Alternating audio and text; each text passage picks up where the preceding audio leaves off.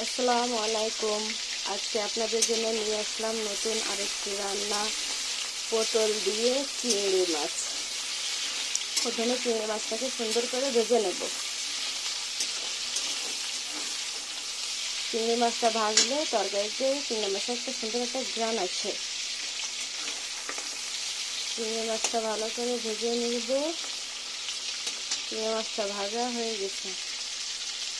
এরপর দিয়ে দেব পেঁয়াজ আর কাঁচামরিচ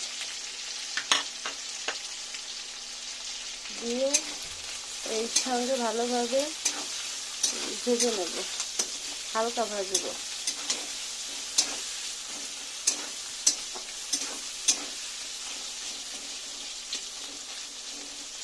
চিংড়ি মাছটা একটু ভাজা হলে চিংড়ি মাছ থেকে তরকারি থেকে সুন্দর একটা ঘ্রাণ আসে। এরপরে দিয়ে দেব লবণ, পরিমাণ মতো লবণ দেব, হলুদ দিয়ে এর সঙ্গে সুন্দর করে নেড়ে চেড়ে নেব।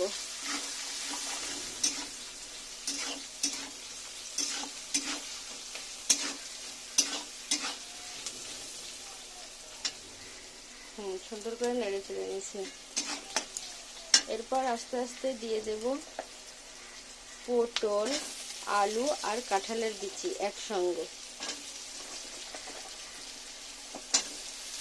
সুন্দর করে দুটো সব দিয়ে দেবো।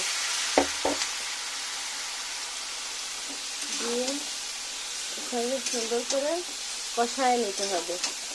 সুন্দর করে কষায় নিয়ে ঝোলের পানি দিলে রান্নাটা হয়ে যাবে। একদম সিম্পল রান্না, কিন্তু খেতে অনেক মজা। আর এসব তরকারিতে কোনো সমস্যা হয় না খেলে। এসব তরকারিতে পেট ভরে ভাত খাওয়া যায়। একদম সাধারণ একটা তরকারি।